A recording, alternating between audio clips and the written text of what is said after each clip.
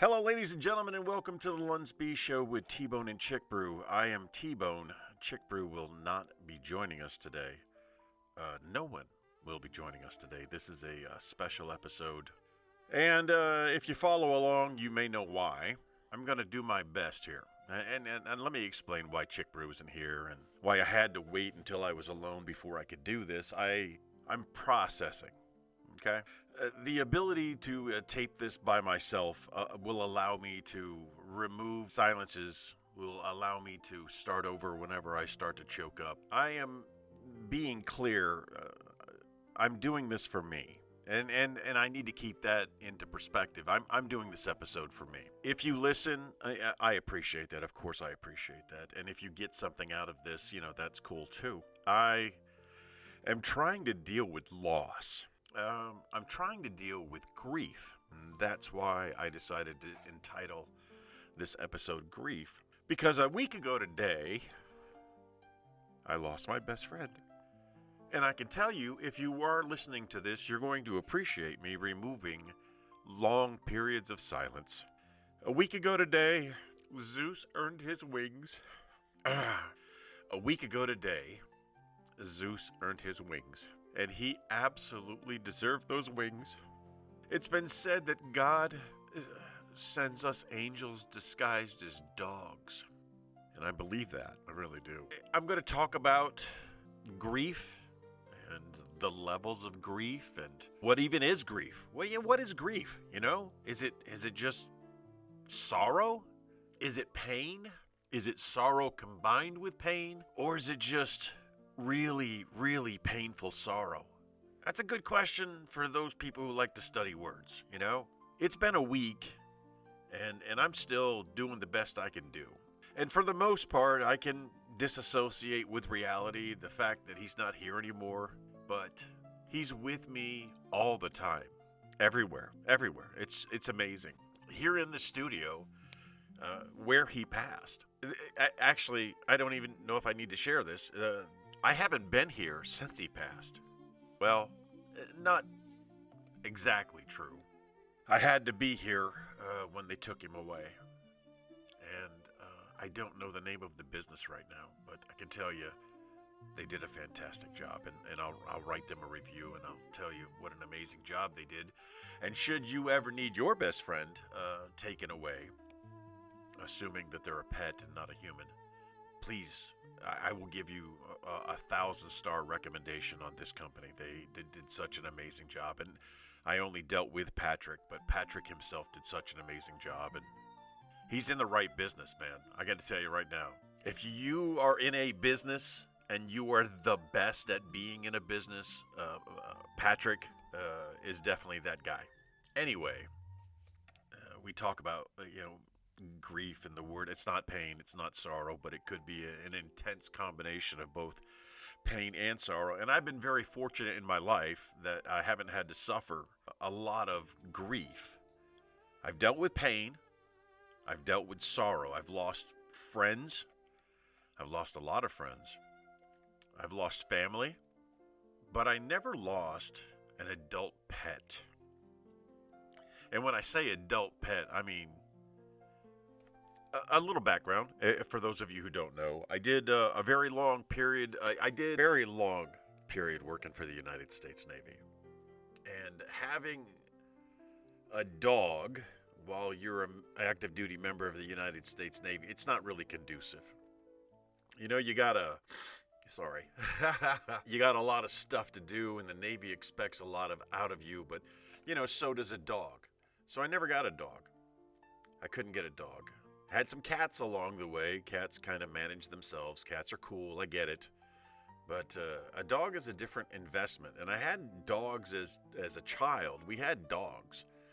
We had a lot of dogs. We had so many dogs that we stopped giving them actual names and just called them dog. Dog was their name. And we went through quite a few. But this is a different time. Number one, I'm a kid. So kids are very resilient, If you lose an animal when you're a child, you're very resilient to losing the animal. You had the animal, and then the animal's no longer there. If you're an adult And I know people have suffered. I know other people have suffered grief, great grief at the loss of their pets, and I'm thinking about them as I say these words out loud right now. But Zeus was my first, okay? He may be my only. He may be my last. I have to, here's, whether it's dealing with a family member or whether it's whatever kind of grief you may be suffering. The only thing I can say to you or to anyone that's suffering from grief is focus on the good.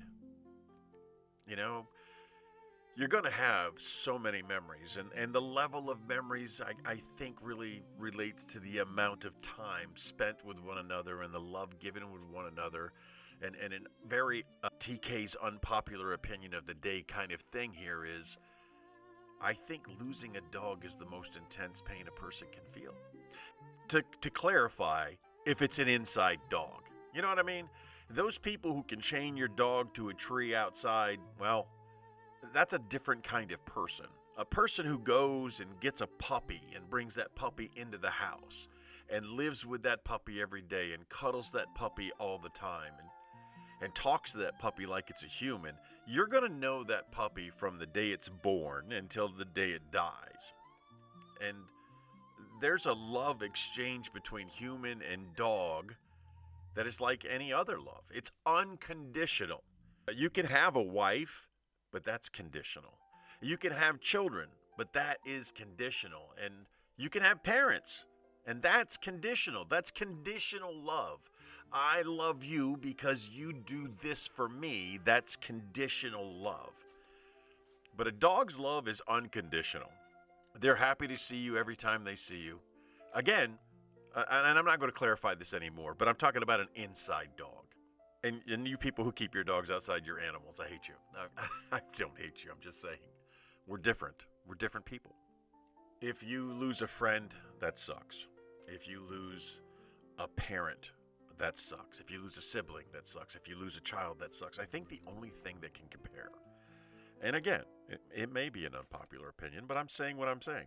I think the only thing that can compare to losing a dog is to lose a child that's still at home.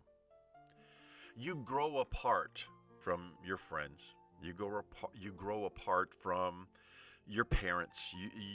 Your children grow apart from you. The pain isn't as intense when there's been separation.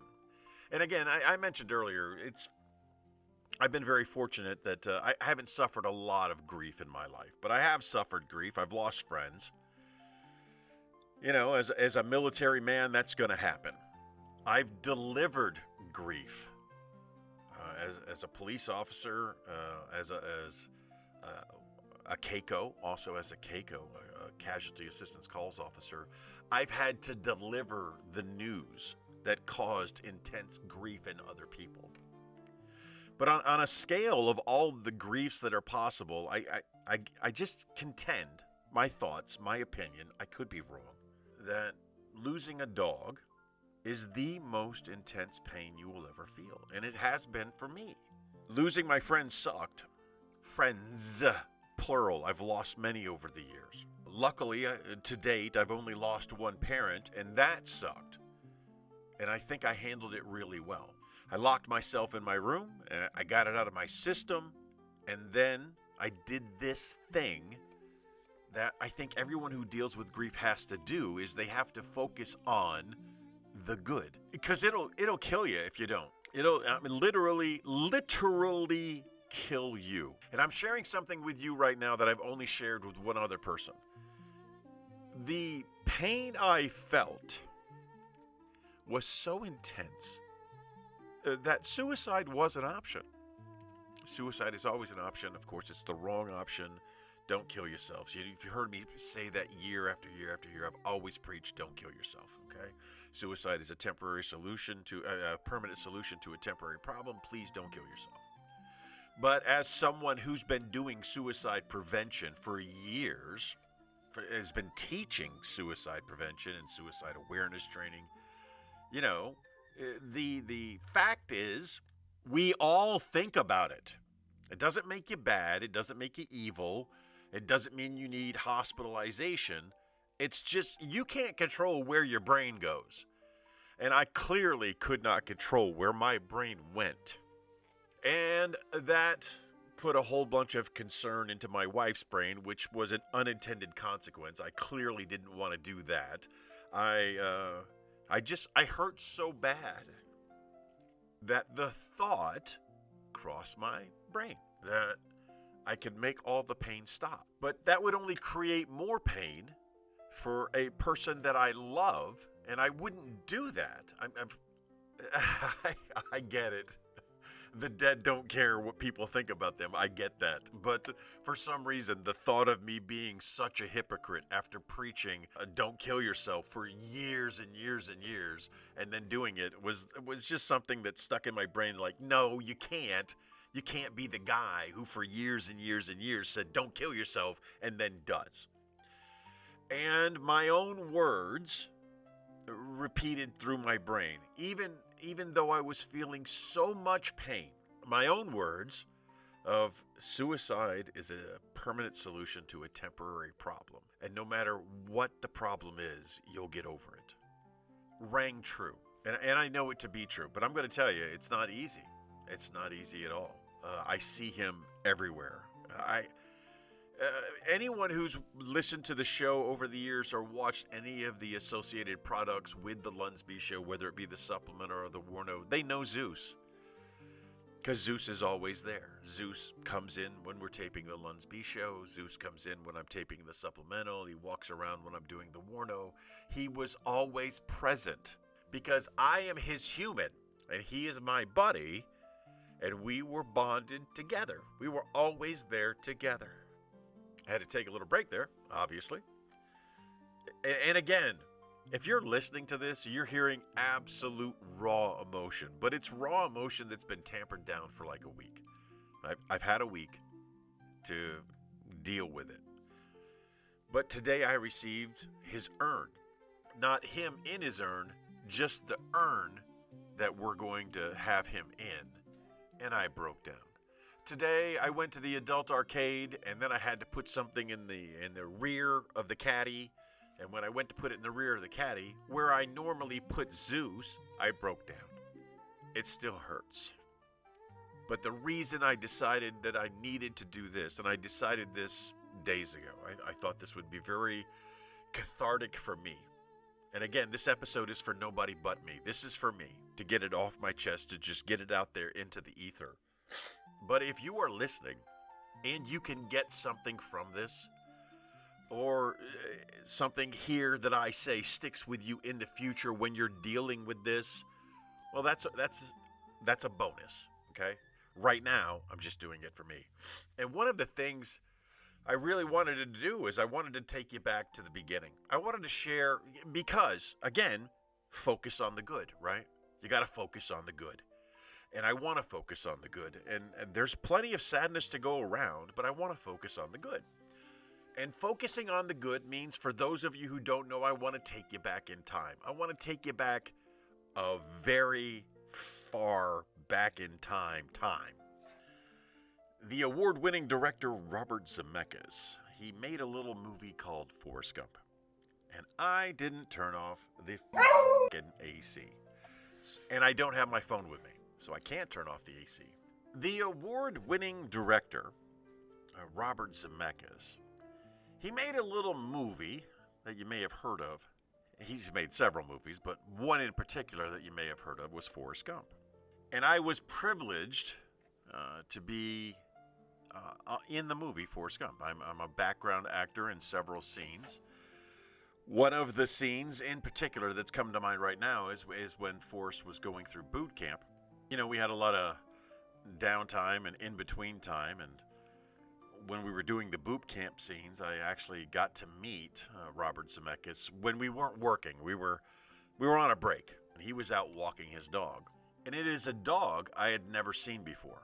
It was probably the largest. This is 1993-ish? 93, 94, somewhere in that area. I had never seen this particular dog before, but my God, was he beautiful. He was just so strong. He was so strong and he was so beautiful, and he had a head, man, the size of like 2 watermelons punched into it. It was a giant dog. And I struck up conversation with him about his dog, and I said, excuse me, sir, I've never seen a dog like this before. What is this? And he goes, this is a Rhodesian Ridgeback. I was like, that's cool. I didn't think Rhodesia existed anymore. He goes, it doesn't, but the breed does. And he said when Rhodesia was a country, they mixed these dogs to make them the fiercest, most loyal dogs to fight lions, to keep the lions at bay when you're living in Rhodesia. And I was like, that's amazing. That's a beautiful dog. I want a dog like that. How much does a dog like this cost? Award-winning director Mr. Robert Zemeckis. And he said about $5,000, which, I don't know if you know me, but at that time, that was clearly out of my price range. I could not. I was like, well, I guess a boy can dream, or something stupid I would have said. Robert Zemeckis' Rhodesian Ridgeback on the set of Forrest Gump was the dog that I was going to get. If I was ever getting a dog, I was getting a Rhodesian Ridgeback because of my interactions with that dog. And I didn't think much about it at the time, but I knew throughout the rest of my adult life that that's the dog I'm getting. If I'm getting a dog, that's the dog I'm getting. But the timing was never right. I was always on deployment. I was always away. I couldn't invest in a dog. So the entire time I was in active duty, 26 years of my adult life, I couldn't get a dog. I couldn't because the Navy came first. Quick side note, wrong. The Navy can be a very important part, or the military. Let's just say the military can be a very important part of your life, but it should never come first. It should be an important part of your life, but if you're putting it first, you're neglecting all the other things that are really, really important in life. So I go through life. I retire from the Navy. I take on another job. Somewhere in that time frame, I've met an incredible woman. She treats me nice, and I think she's amazing and beautiful and attractive. So I do what you should do if you find yourself in that situation. I proposed marriage to her, and I married her. Well, I hypnotized her first to convince her that marrying me was a good idea, but eventually the natural progression of a wonderful relationship comes to be, and I was lucky enough for her to marry me. We're both working together. We're both living in Spain. We're both active duty Navy at the time. I retire. I become a civilian worker for the Navy, and then she retires, and she doesn't have a job. She was just going to be a trophy wife, by the way, a perfect candidate for a trophy wife. She would have been fine at that. But being who she is, she couldn't accept the fact that work is kind of something that we do. You know, you go to work, you come home. That's what you do. So she was getting bored at home, and she started talking about, let's get a dog. Let's get a dog. And I kept saying no.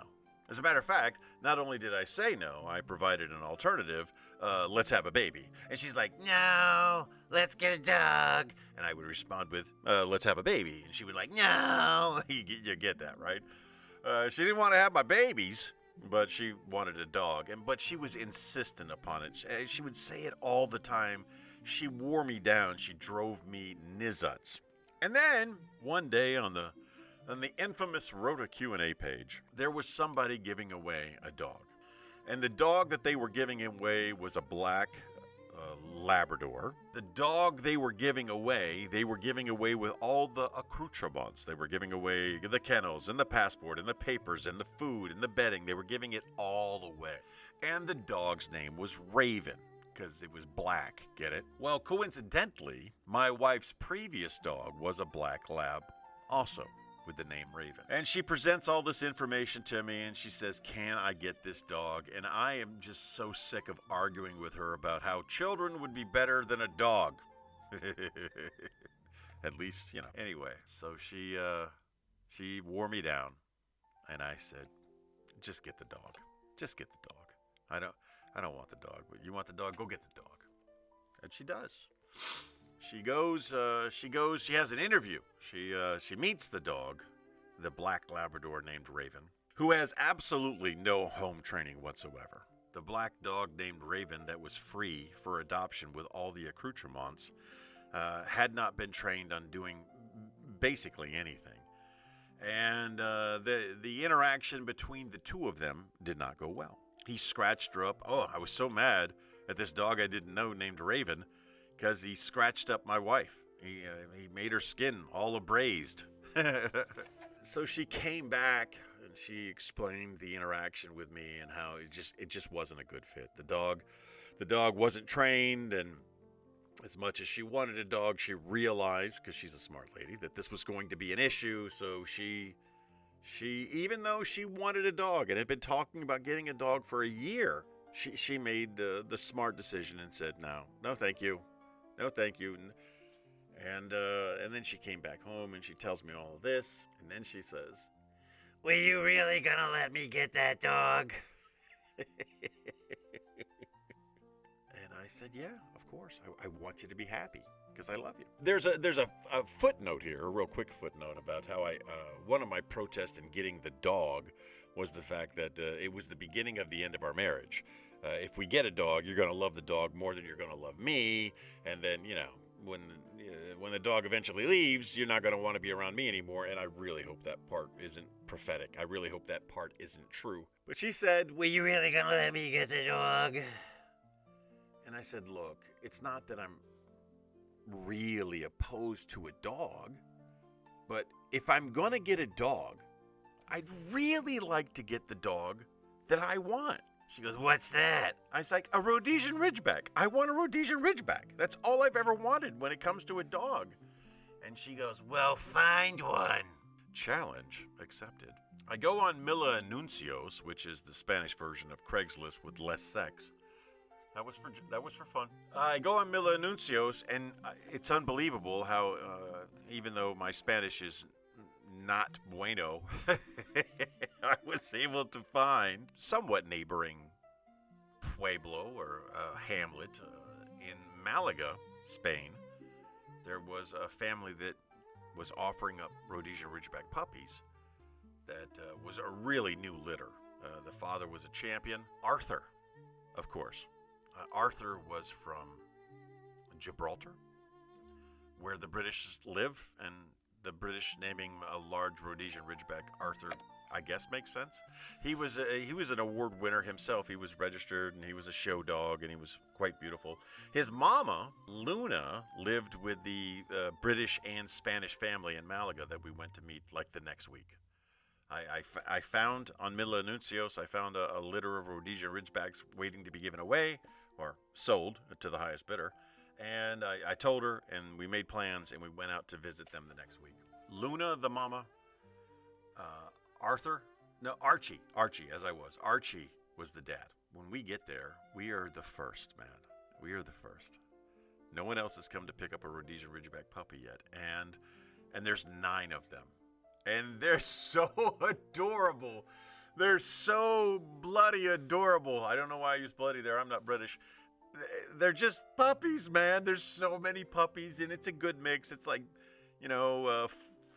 4 males and 5 females, and that's what we got to choose from. And they're just roaming around a backyard in Spanish, in a Spanish Malaga home. They're just roaming around, and now we have to choose one. And you don't just go in and just grab a puppy and like, "This one's mine," and abscond with the puppy.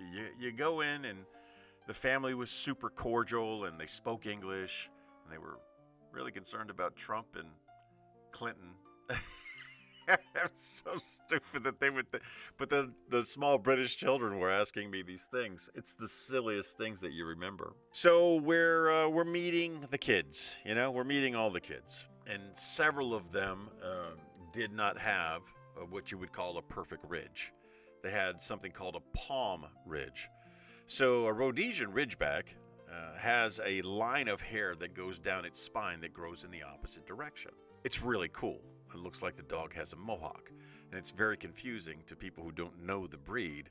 They're always asking, why did you cut his hair like that? What kind of surgery did he have? No, no, no. This is how they were bred. But a palm fan is a perfect ridge, but down near the buttocks area, it's all jacked up. It's all jacked up. It is not breed standard by any means. And it's not like but I don't know anything. Here's what I know. Going into these 9 puppies, here's what Tony knows. Number 1, I want a male. Why? I was going to say some really crass words. I'm not going to say that, but I already have one woman in my life, okay?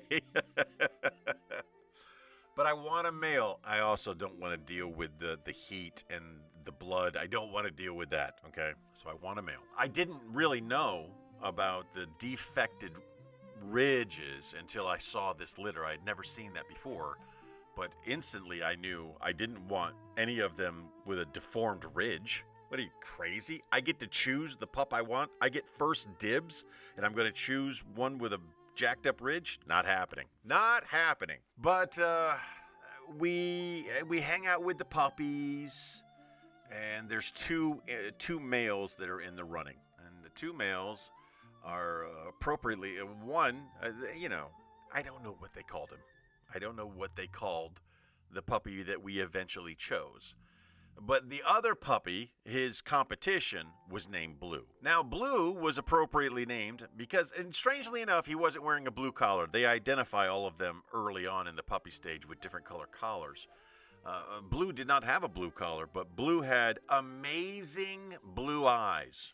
Zeus's brother Blue had blue eyes. And if you remember years ago, the guy that got arrested and they took his mugshot and all the women were fawning over him because even though he was a criminal, he had stunning blue eyes on a dark complexion, and the ladies fawned over this criminal. That's what they did. So we had Blue, and we had this other puppy who, didn't really have a name, or did have a name that I don't recall, but I nicknamed him during the screening process. I nicknamed him Antisocial. Because where all the other puppies, to include Blue, were all up mommy's, they were all up mommy, right? They were all around each other, and they were all around mommy, but Antisocial, he was just over there minding his own business. He didn't need all that. That's my kind of guy. I like an antisocial kind of guy. He's over there. He's minding his business. So it's down. It's down between Blue and Antisocial. And Antisocial is a puppy.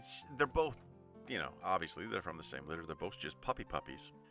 I try to play ball with both of them. I'm not making a decision one way or the other, but Antisocial is already winning because he's independent. He doesn't need to be with the rest of the pack. He can just be by himself. So I'm already leaning towards Antisocial. But when it comes time to play ball, Antisocial plays ball.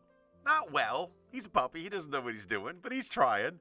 Blue won't play ball at all. Won't even an N-word that I'm thinking of that I can't remember. Nub? Not a nub. Maybe it's not an N-word. He won't do anything with the ball. Blue won't do anything with the ball. Antisocial at least plays with the ball as best as he can as a puppy who's only been on the planet. His only, cognitive abilities are like a few weeks old. And that turned out to be the deciding factor. That, and I know Blue is going to be a criminal.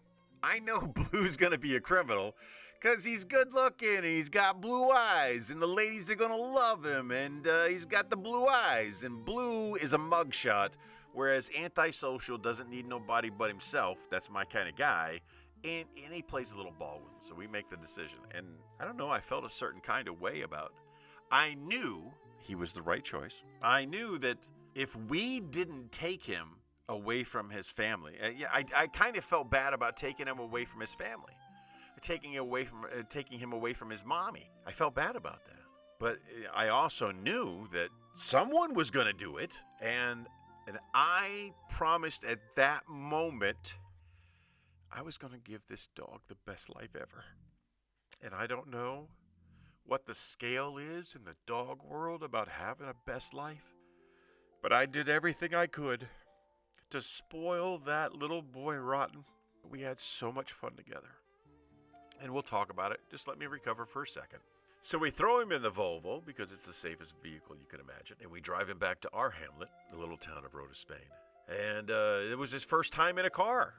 You know, a lot of firsts here. And he's got a new family. And we've got a setup for him. We've got a cage for him. Not that I wanted him to be caged, but we had. You know, we both worked. Oh yeah, that's right. I think she was working. Or maybe she wasn't working at the time. It doesn't matter. I think she's still off for a period. But, you know, it's a puppy. So you want to take some precautions. And one of the precautions was having a safe place for him to live that allowed us to relax and know that he's not going to tear the place apart. Because I don't know if you've ever seen this before, but strangely enough, Rhodesians can be destructive if they're not given a way to exert all of the energy that they have stored up inside them. So we got him all set up, and we bring him home, and I can't remember. I just remember that first night, that first day. We've done all that. Malaga's a couple-hour drive away. We spend a couple hours with the family. We drive back a couple of hours. We get there, and we get him out of the cage that we transported him in, and him and my wife just run back and forth on the patio. I have that video, and it means a lot to me. It really does. Because as a puppy, it took him like 20 steps, like 20 little puppy steps to get from one side of the patio to the other. And then we recreated that video years later. And it was like it's like just 2 giant steps, whereas tiny little puppy needed 10 times the amount to get from one space to the other. But we get him out, you know, we clean him up a little bit because he was car sick, and Mommy and Zeus run back and forth, and it was funny. And then we bring him into the house, and it's a Spanish house, so there's really very little carpet. It's all marble and tile, and we got his little area set up for him, and I introduced him to his area. And we've got a nice little bed for him, and me and him are laying together on the bed, and I just remember putting my hand up to his puppy paw. His puppy paw is the size of my hand, just the paw. Not, you know, crooked as a dog bone. What do they say? You know, dog bones are crooked, man. And that last little thing that is the dog's leg was the size of my hand. And I remember saying, and a lot of people made comments as we posted pictures of him throughout the years, he's going to be a big boy. And you weren't wrong. He was a big boy, and he was a strong boy, and he was such a good boy. But that's how we got him. That's, you know, from Robert Zemeckis on the set of Forrest Gump all the way to bringing him home to our house in Rota. And we had great times in Rota. We had a giant dog park right next to the house. And when I say next to the house, it was not sniffing distance away, but close enough. And every day, you know, we would go out. And I would. It started with walks, and then we progressed from walking because he's a big boy and he was a growing boy and he needed the energy. I came up with a rig that I think I bought on Amazon that was a pole that hung off of the bicycle, and we would run, and I would ride the bicycle and he would run alongside me, and we did that everywhere. And he was so strong. Like one time, I think the top speed he had me up to was like 34 miles an hour. Like him just pulling my fat booty around the park, and, you know, we were going. We were flying, and we went everywhere. We went all throughout Rota. We were, me and him, on the bike, and we had accidents, and we had mishaps, and we would go to the dog park, and he would meet all the other dogs, and he had so many friends there at the Laguna de Parca de Laguna dog park in Rota, Spain. Czar was a greyhound that he loved to chase. We met other Ridgebacks while we were there. People were really receptive to see a Ridgeback. He was the star, man. He was a star, okay? And this is all about just giving him the best life that I could give him. And right now, as I smile, and you can hear it in my voice as I talk about the good thoughts, the good feelings, all of the good things this dog gave me in his entire lifetime, you see I'm happy, right? I'm happy to talk about my dog. But it's difficult to talk about my dog knowing that he's not with me anymore. You have to focus on good memories. You have to do that. I broke down just, yesterday. A wonderful Marine Corps officer. I have so much respect for him. He has engaged me in conversations in the past, and we were talking, and he said, "Oh, hey, Tony, by the way, how's Zeus doing?" To which I had to respond, "Zeus passed away on Saturday." And he was apologetic, overly apologetic, because he didn't know. He didn't know. He couldn't have known. But he said, "I'm sorry to hear that." And that was the end of our conversation, because it's work. You can't be emotional at work, right? People start to worry when they see grown men crying at work. It's never a good thing. But the colonel asked me, and I responded, and he said, "I'm sorry," and he went away. And that should have been the end of it. But what I didn't know is that the colonel himself was still dealing with his grief. Because 2 years prior, he lost his dog, Jackson. And the colonel said exactly what I know. It still hurts every day, but it gets better with time. And I haven't been on social media a lot since this happened. I want to. I mean, I'm reading things, I'm doom scrolling, whatever, and I've got smarty comments I want to make, but I'm not making them. I'm just thinking them. So where are we at? We're again reinforcing the message that grief sucks. I'm not on social media a lot. But I'm still doom scrolling, and I'm still seeing things, and I'm still trying to wish people, happy birthday. I've got a great little meme that I send out, and I wish them happy birthday. And my friend JJ, I go to send him a happy birthday meme, and I see that the last time that we've actually communicated with one another was when his father passed. And I've only done this with very few people, and it was specifically after my dad passed, and my friends were starting to lose their dads, that I would send them a message, and again, very few people receive this message from me, but basically it is, I feel your, I got to do it in Clinton's voice. I have to do it in Clinton's voice. I feel your pain. Because I knew what they were going through. When you lose your dad, I know what you're going through. But having lost my dad a couple of years ago, I also know what's next. And what's next is it's going to get better. Grief, pain, sorrow, whatever you call it, all of it gets better with time, but it takes time. And I say, and you hear me breaking up, and I cut away, and you don't hear my breakdowns while I do this, but it will get better. It will get better with time. It will be easier, but it's still fresh. And it hurts as much as it should hurt. And when I talk about why it hurts so much and why losing a dog is, I think, the worst pain you can feel, if it's an inside dog and you've raised that dog from a puppy, I think that's the worst pain you can feel, is because that every day of your life you come home and that dog gives you love. And that dog is part of your routine. And every part of the routine that's not there anymore messes with your head. It's Saturday morning. We should be going to the base. We should be playing on the softball fields. We should be doing these things. But we're not.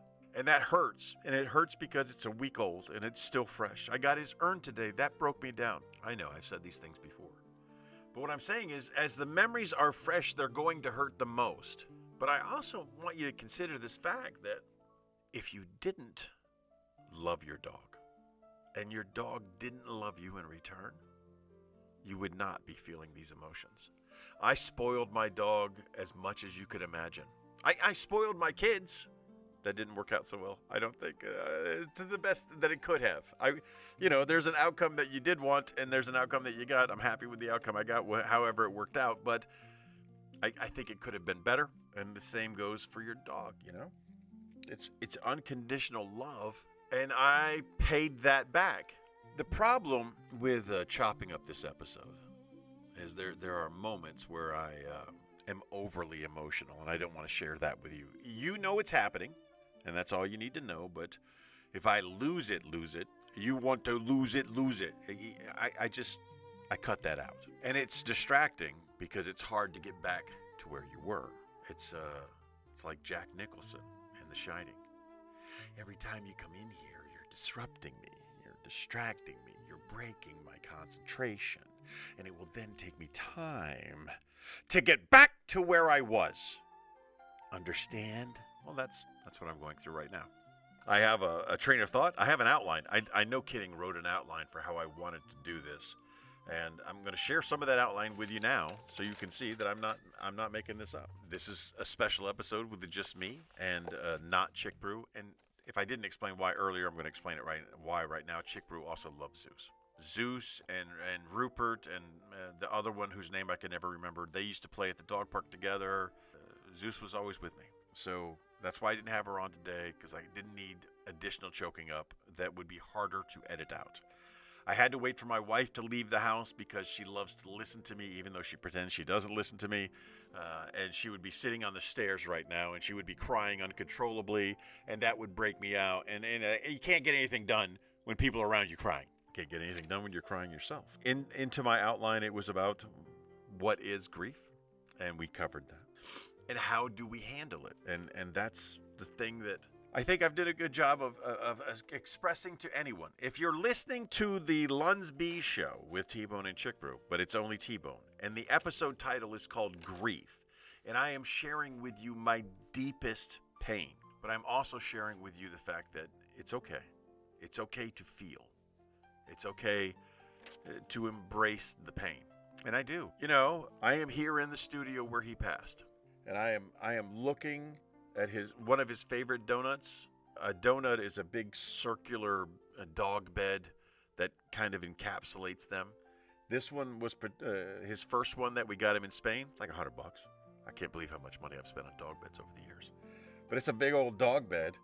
And down here in the studio, which is the quietest part of the house, especially if there's weather, you know, he didn't like thunder and lightning. Very, very frightening indeed. Galileo!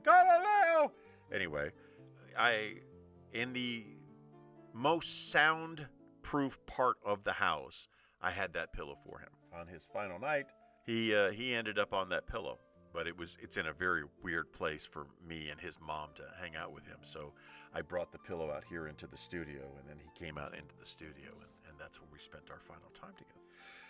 In the outline that I have in front of me, I wanted to talk to you about the beginning, but not the beginning. The beginning, and I did that. I take you all the way back to the early 90s when I was first introduced to the breed. And then I wanted to talk to you about the actual beginning where this puppy came into my life and made everything better. It's not that I believe in ghosts, but I kind of want to believe in ghosts, only because I want to communicate. And the people making the Ghost TV show, if you ever get a chance, someone sends this to you, if you ever hear this, you ever listen, do us a favor, do us all a favor, all of us dog lovers that have all watched our dogs cross the Rainbow Bridge, which, by the way, the dumbest damn thing I've ever heard. What is the rainbow? Who came up with the idea of a rainbow bridge? It's a rainbow. It's already a bridge. It's a bridge you can't walk on because it's a rainbow. It's a spectrum of light. I haven't used the Rainbow Bridge reference. I've said he earned his wings. He always had his wings. I just couldn't see him. I spent a lot of time talking about the beginning, but in my outline here, I also mentioned the great times. And there are very few. Zeus bit me, and it wasn't his fault. He didn't mean to bite me. 2 dogs, a family of dogs. They weren't the same breed, but they were raised by the same parents. They took umbrage with Sir Zeus, and they attacked him, and he defended himself. But it's at a dog park, and I can't let him do this on his own. So I'm kicking the snot out of these dogs, trying to get them away from my dog. And one of them grabs him, and I grab him. All right, one of the little they're 2 white dogs. So racist. These 2 dogs attack my dog, the brown dog. What the hell? They attack my dog, and they're much smaller. They're not much smaller. One is a medium-sized dog, and the other is a smaller dog. But together, the 2 of them attack my dog. And my dog, honestly, if I had just let him defend himself, he would have done just fine. But I'm not there to let him defend for himself. I'm there to help him. So when they came at him, he went at them, and I went at them. I'm kicking them. I'm punching them. I'm doing everything I can to get these 2 little monsters off my dog. And the little one jumped up, and I grabbed the little one. And then Zeus went to deliver a very decisive snap at the little one, except he caught me right in the hand. That's the only thing he ever did to me. He bit me. Well, that's not the only thing he ever did. So again, I told you earlier about the bike contraption, right? I've got a bike set up where he can run alongside me. I've trained him to run alongside me and pull me, and we have fantastic times, and we do this all the time. And because I don't want him to get bored, I take him different places and give him fresh sniffs. I take him to extra areas. And we went all the way down to Punta Candor there in Rota, Spain. Along the beach, but way out there. We come off of the road surface and we're going to go down on the beach. I'm going to ride in the hard pack and we're just going to have a good time. He loved the beach. I'll tell you about that in a second. I'll make a note here. Tell you about Zeus's affinity to water. So we're going down to the beach. We're not there yet. Our elevation is a little too high. And there is a walkway, a plank, if you will, that someone has set up where you can get from the high end of the beach down to the sandy end of the beach. I don't know what I was thinking, man. I thought we could have pulled this off. We were just gonna go side by side together down this plank that was wide enough for the both of us. But there was very little room for error, man. And errors were made. And I go ass over elbows, man. I fall probably 6 feet, me, dog, bike, off the ramp into the rocky sands. And it hurt. I'm not gonna lie, it hurt. But I recovered. We got on the bike and we finished the ride. And we're several miles away from the house. But I'm hurting. I'm hurting. But he's a champ. So along the beach we go, not very long. As soon as there's a smooth way to get back up onto the street surface, I get back on the street surface because if I didn't tell you, I'm hurting. I fell. I'm hurting. And we cruise on back to the house, and I get to the house. I don't have my keys. My keys are nowhere to be found. And I ring the buzzer. The wife answers the door. What's going on? I was like, I lost my keys. What? I get the third degree. I tell her the story. I leave Zeus with her, and then I retrace our steps. I kind of had a feeling that they probably got lost where we crashed. So I go back to where we crashed, and I'm searching and searching and searching, and I can't find my keys anywhere. And my keys, they're Spanish keys, so they're 6 feet long. They should be easy to find. And in the distance, there's a couple of Spanish fishermen over there that flagged me down, and I go over to them, and sure enough, they had found my keys, and they took my keys, and I guess they knew I would be back. So they gave me back my keys. And so he didn't hurt me very much. I didn't hurt him too much. I would like to think I didn't hurt him too much because he was a good boy. Early on, I might have, I'm a new dog dad. I don't know everything. I might have made some mistakes in overcorrecting him. And he forgave me because he's awesome. We went through a series of collars. We wanted to train him so well. One time, I'll share this with you. One time we're out there, we're doing off-leash training. Oh yeah, I want to get back to the water. I'll get back to that in just a second. We're doing some off-leash training, and he went way off-leash. He ran far down the beach, way faster than I could ever get down the beach. And I didn't have the bike with me. It was just me and him walking. He went way down the beach, and there was this couple with a child in a typical Spanish beach setup. They set up like a little fort, and Zeus went inside their fort, and the guy pushed my dog, and it made me really, really mad. But then again, my dog was out of control, and Zeus never bit anybody. He was just, if anything, he was over aggressive with his want and desire to kiss people. Now, someone like Dennis or someone like Robert, he wanted to do more to them than just kiss them. I don't know what pheromones my brother Robert or my friend Dennis exuded, but man, that made Zeus horny as you could. Every time he saw those two, he just wanted to get a piece of that action. He just wanted to be involved.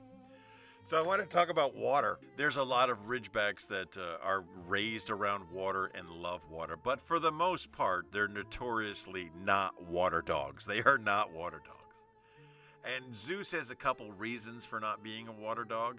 Doing that off-leash training at Parque de Laguna there in Rota, Spain. It's an early morning. There's no one on the streets. It's just me and him, and we're walking back to the house. He's a really small puppy. This is his first interaction. So we're walking along, and again, there's no one there. So I decide, hey, you know what I'll do? I'll just let's do some off-leash trainings and work on it. And I let him off-leash. He was not ready for that. He was not prepared for that. He he saw a goose, and he went to chase the goose.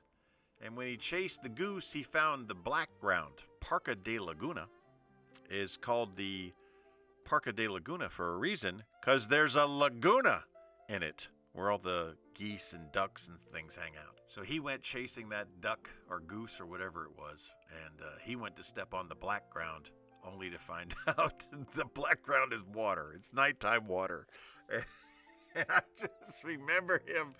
just remember the look of shock he had on his face when he came back to me like, hey man, did you know that was going to happen?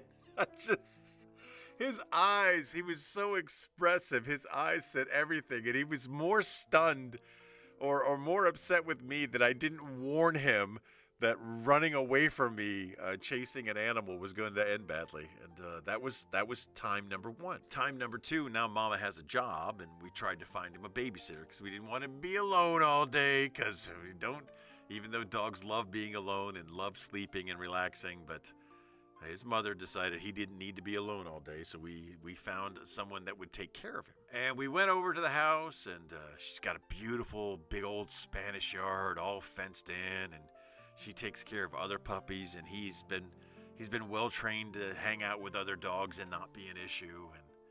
And he goes running and he's playing. The dog that she had, maybe it was her dog, he's running after the dog, and they're playing. They're having a good time. Nothing aggressive. They're just playing, and they're having a great time. The dog ran around the bluegrass, but Zeus saw no need to go around the bluegrass. You could just go the fastest way between 2 points is a straight line. You just go over the bluegrass. And the bluegrass was their in-ground swimming pool. So this is time number two where he has experienced water, and time number two where he comes back to me like, dude, did you know the blue water does that? I mean, the bluegrass does that to you? It was such a fun look of expression on his face, of shock, awe, and wonderment. So clearly he hates water. He hates water. But we live on the beach in southern Spain. The third and final time Zeus finds himself in the water unintentionally. It's such a vivid memory for me, and it's such a fun memory for me. He's bigger now, and he's faster, and he's stronger, and he's well trained. And we're walking along on the beach, and we're having a good time, and I don't need to have the leash on him. I don't need to have a leash on him. He's a good boy. He knows if I call him, he comes. And I let him, explore his distances. I let him get out further in front of me and behind me and catch up to me. And when I need to, I say, come, and he comes. And we're right in front of the big white complex there on the beach. De la Luz. Something De la Luz. And we're there. It's got a walkway that's built all the way up to the the beach's edge. And then there's the beach, and it's low tide. So we're Playa de la Luz. So we're walking, and we get down towards Playa de la Luz. And as the tide rescinded, there was a bunch of pools that still existed on the beach. And the sun was setting perfectly, and the mirror reflection off of these pools of water it was just gorgeous. It was just a gorgeous time. And we're walking along on Playa de la Luz, and he gets pretty far out in front of me, and I was like, hey, come. And he turns around, and he starts running back towards me, but he's taking the long route. He wants to enjoy the run that he's doing on his own accord. So not coming directly back to me, he runs the long route, which takes him over by the mirror sand. He's running over towards the mirror sand, exactly, surprisingly deep. These pools of water that are left up on the beach as the tide rescinds are surprisingly deep pools of water. And he's running along and just having the best time of his life. And he goes to step on what you would imagine to be a mirror on the beach and just ass over elbows. Ass over elbows, and then all the way into the water. It was a deep pool, probably about 3 feet of water. And for the third and final time, he came running back to me like, dude, did you not? Did you know that? It was just such a... I feel better when I talk about my memories with my dog. It's easy to just to wallow in the pain. It really is. And I'm I'm not a psychotherapist or a psychiatrist or a doctor of any kind. I have stayed in a couple of Holiday Inn Expresses over the years, I can tell you that. And I've dealt with pain and I've dealt with sorrow and I've delivered pain and I've delivered sorrow. But I can tell you, I have found the TK method. I have always found that the best way is to focus on the good. All of the good memories, all of the good things. If I go upstairs right now and I don't talk loudly to him, and no, even I find myself, if I don't focus on the good memories, I'm going to get sad. And I don't want to be sad. I want to be happy. This dog brought me the best 10 years of my life. And for anybody else who's been in my life for more than 10 years, please don't take that personal. But if you've been in my life for more than 10 years, I want you to compare yourself, if you will, for a moment, against this dog who loved me unconditionally. Do I need to remind you? Unconditionally. Even when there was water traps. Even when I was not a good dog dad and I might have overcorrected. Even when I yelled at him. And even when I didn't give him my food. And even when I didn't give him treats. He still loved me unconditionally. For all 10 years of his life that we shared together. And I love all of you. I do. If you're listening to this, I probably love you too. But if you haven't given me 10 years of unconditional love, absolutely forgiving of any mistake I may make, I don't know if I can have the same level of, you know what I mean? I just can't.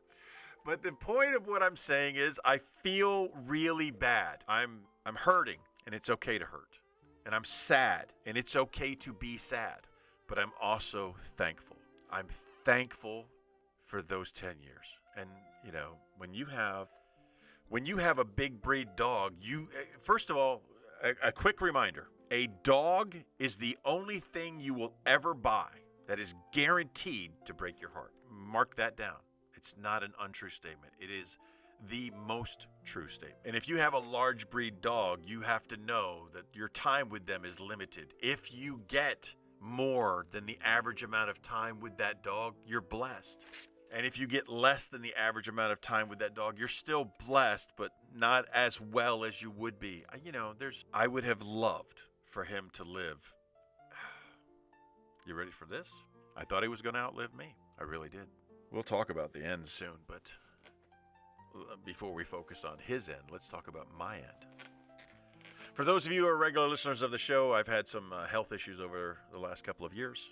One of those health issues was misdiagnosed as mysterious back pain, and the only way I could find solace, the only way I could find relief from the pain was to get flat on the floor. Well, I'm not one that's normally flat on the floor. And anytime I got flat on the floor to relieve the pain that I was feeling, Zeus went into protection mode. And when I say protection mode, I mean he stood guard over me and put his gagoolies in my face. He did this every time. I know my dog loves me and wanted me to be safe, and he was there to protect me. But I always wished he would have done it without putting his balls in my face. But there was a little humor to that, and there was a laughter to that, and boy, this is going to be hard. I thought he would be around to help console my wife when I died, because I was battling death for about a 2-year period, and I was getting progressively worse, and she was worried about me, but he was concerned. He put balls on my face, basically. He teabagged me into recovery, and I've made it through that, and I'm glad he helped me through that, and I'm glad to be alive. Don't get me wrong, super glad to be alive. But I really thought he would have been there to console her when I no longer was. Let's move along on the timeline. I talked about the great times, and I didn't tell you about another time I think I got him hurt. Also, not a bad memory. It's just another memory of so many memories. I do not have any bad memories of this guy. When I say he was the bestest boy ever, I mean he was the bestest boy ever. We're in Puerto de Santa Maria. We're on a hash. We're out there actually just a little bit beyond Puerto Sherry, which is funny because me and Chick Brew were just talking about Puerto Sherry recently.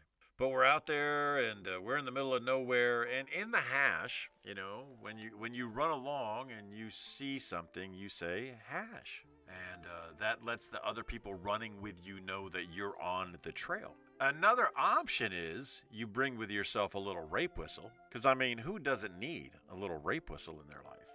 You bring with yourself a little rape whistle, and anytime you come across a hash mark, you just yell. That's it. You do that. Well, my rape whistle I had been using to train Zeus for recall training. He would go out and he would do something. I would blow the whistle. He'd come running back to me, and I would reward him with treats and love. So when we go on the hash, and occasionally Daisy May was a Rhodesian Ridgeback that went on the hash with us, and Zeus was people would bring their kids, and people would bring their pets, and Zeus enjoyed the people in the hash. He really did. And they were some amazing people, some of my best friends. And Vicky, she offered to take Zeus with her. Can I take him with me? Sure. He's going to love it. He's going to love it. But the very first part of the trail winds us through a bunch of cactus. Yeah, Spain has cactus. And it winds us through this cactus, and I see a hash mark on the ground, and everyone else has yelled hash. And Zeus is running. No big deal. He's running. And I see the hash, but I've got my rape whistle with me, so I just blow on the rape whistle, which he knows that if he comes back to me, he gets a treat. So he rears up. He's pushing on Vicky. He's trying to get away from her. And when he did that, he took a cactus right in the buttocks. He got shot in the buttocks. He reared up. That, oh my God, painful sound of a dog in pain. That was him. Because he took about 5 cactus barbs right in the buttocks. And he came running back to me because that's what he was trained to do. And I saw what happened, and man, I am devastated. I'm so sad. I'm so angry at myself for doing that. And he comes running back to me, and the next thing I have to take those out of his buttocks. Like 5 of them. And each one of them I knew was worse than the previous one. Focus on the positive. Focus on the good. If you're feeling grief. If you're feeling grief, you can only be feeling grief because you felt pleasure. You know what I mean? You felt happy. Whatever you are sad about because it's not what the thing was that made you happy. My dog made me happy, and my dog's not here, so I'm experiencing profound sorrow and pain known as grief. But if I focus on the good, it makes it better. And all of those times I spent with him were all good, with the exception of a couple of things I might have pointed out. He bit me. He dragged me off of a plank in the sky, and then I got some cactus thorns in his butt. The hardest part for me now is to talk to you about. I kind of already did, so I don't know if it's going to be hard. I kind of already talked to you about the end. My father passed away on April the 10th. On April the 10th, I knew. I had a strong feeling for a variety of reasons, like he wouldn't eat anything. I was digging deep into the reserves, man. I was pulling out fresh meat from the refrigerator. I was doing anything I could to get him to eat, and he wouldn't eat. And he wouldn't move around a lot, and he was throwing up, and he was just being, he was just going through it. So all I could do was comfort him. I tried to get him to eat, and he wouldn't eat, and I tried to get him to move, and he wouldn't move, and I just spent time comforting him. I laid on the floor with him, and I gave him the best belly rubs and the best rubs I could give him. I gave him all the rubs, and I reassured him time and time again that he was just the bestest boy, and I loved him so much, and he was just so amazing, and I shared years of memories with him that we had shared together, and I begged him, for selfish reasons, I guess, but I begged him not to die, especially not on April the 10th. And he didn't. He held on until the early morning hours of April the 11th. And how did that go down? I gave him all the love I could give him.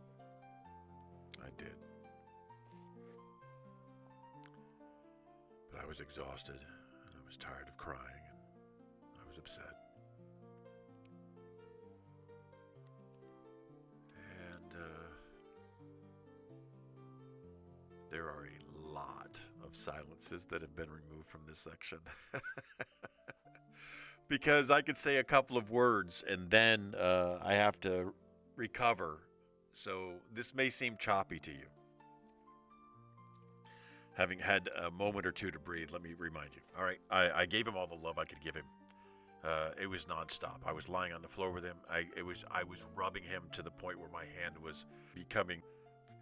If you just rub a Ridgeback's fur long enough, eventually you're going to get abrasions. And I'm getting the abrasions because I'm loving on him, and I'm talking to him exactly the way I've always talked to him from the moment I had him. There's no doubt in my mind that dog didn't understand me, because I am the only language. Well, that's not true. We also spoke Spanish, but it was me, and I was talking to Zeus, and we did that for hours. Then his mom comes home and takes him downstairs. I wasn't there for this part, so I don't know the order in which things happened. But basically, she ends up outside with him because he signaled to her that he needed to go down, and he didn't make it all the way down. He had an accident before he got outside, and then he goes outside, and I'm upstairs, and she comes upstairs, and she's obviously distraught because he's in the grass. And he's just laying in the grass, and he won't get up, and he won't come inside. She's crying, and she says that he won't get up. He won't get up, Tone. He won't get up. So I go downstairs, and I go over to him, and I just talk to him in the calmest tone I can, and I tell him, "Come on, buddy, you got to come inside. I love you so much. You just got to come inside. Come on, buddy, you can do it. You can come inside." And he does. He gets up and he comes inside. And she's happy that he came inside, and she can be a little overbearing. She's just over-loving. I'm not going to say overbearing anymore when I talk about my wife. Even though it is overbearing, we're just going to call it over-loving. Okay, so she was over-loving him, and he just didn't want to deal with it. Just like, yeah, I love you too, Ma. Whatever, you know? So she's trying to give him love, and he doesn't want to do anything, and he walks up and he goes into the storage area outside of the studio, and he just he lays there. And why is he over there? Why is he over there? She's just over-loving. She's over-loving. And eventually he gets up and he goes to that donut that I told you about earlier in the thunder room, the quietest place in the house, the most comfortable place in the house in the event of a thunderstorm. He goes there. Then I bring the pillow out here, and he comes out with the pillow, and then we lay there, and I spent all the time I could loving up on him again, reassuring him that he was loved. And as I look back on that, I'm so not glad. But if he had to go, it had to be here. It had to be here with us. I just can't imagine those people, or the pain you must feel when you have to take your dog to a vet. And then you go in with your dog, and then they inject the dog, and then the dog's tongue falls out of its mouth. I've seen it. I just can't imagine doing that. So there were a lot of tears shed, and there was a lot of love given. But come 2:30 in the morning, I can't any longer. I can't lay on the floor anymore. I'm kind of sore from laying on the floor. So I said, I'm going to go to... Here's another detail. At about 2:30 in the morning, when I'm giving him all the love that I can give him, and he's given me all the love that he can give me, he looks up at me with those big, beautiful eyes, and the light that had always been in them wasn't there. At that moment, I knew the light wasn't there anymore. And the totality of that moment, I couldn't be there any longer. So I said, I have to go to bed. I've been doing this for hours. I can't do this any longer. I have to go to bed. And I did. I went to bed, and she stayed down here with him. And in the morning, as I came down the stairs, she said to me the exact same words my brother said to me. Take two. She said to me the exact same words my brother said to me 10 years and 1 day earlier. He's gone, and I lost it. And I've been losing it ever since, because I see him everywhere. Everywhere I go, Zeus, he wants to know. Everywhere I go, he's there. Everywhere I have been, he has been there. Whether it's my job, whether it's my car, whether it's any place in this house, he is there with me. And the fact he is there with me in memory, but the fact that he is not there with me physically, it hurts me and it stirs me up and I get upset. And then I have to focus on the positive. I have to force the good memories out. And some of the good memories are silly and stupid, and you might not get it. But every day when I left this house, I would tell my boy, "You're a good boy. You're the best boy. You're in charge. You're the man of the house. No parties, no bitches." I said that to him every day. Be a good boy. You're the best boy. You're the man of the house. You're in charge. No parties, no bitches. I continue to say that to him every day. And I will continue to say that every day to an empty house. Because if his soul is here, he needs to hear it. And if his soul is here and he has the ability to have bitches here, then by all means, you're authorized. My friend Pete Cady said the best way to get over the loss of a dog is to get another dog. And my friends that I have talked to have all kind of said the same thing. I ask, how did you get over it? And they say, I got another dog. How long did it take you? Some people it's a couple of weeks, some people it's a couple of years, but they got another dog and they filled that gap. I told my wife, I said, I'm going to get another dog. It's going to be a Rhodesian Ridgeback. It's going to be a male, and I'm going to call him Zeus. He doesn't need to know he's Zeus version 2.0. But we've got all this stuff meant for a Zeus. We would reuse all of this stuff. And then at another point in the conversation, I said, when I get below 200 pounds, I'm getting another dog. And my wife, as over-loving as she can be, said, "And how much do you weigh now?"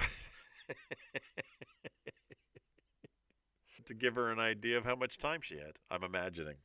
I don't know. I'm getting up there in age, and unfortunately, so is she.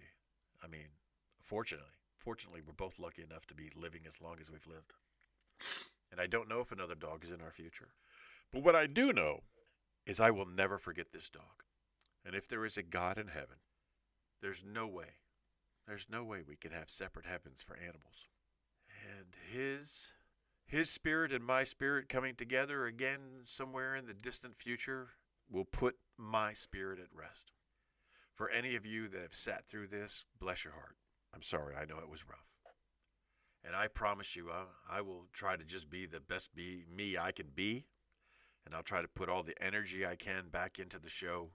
But I think you can all understand I just needed a little time. And if no one ever listens to this show, it's okay. Because it was good for me. I needed to get this out. I wanted to get this out. And I thought, and I think, that it's cathartic for me. And it may be useful to someone else going through it. So I'm going to wrap it up here. I'm going to remind you today, as I remind you every day, just be the best person that you can be. I'm going to tell you that Chick Brew sends her love, and somewhere out there, there's an angel.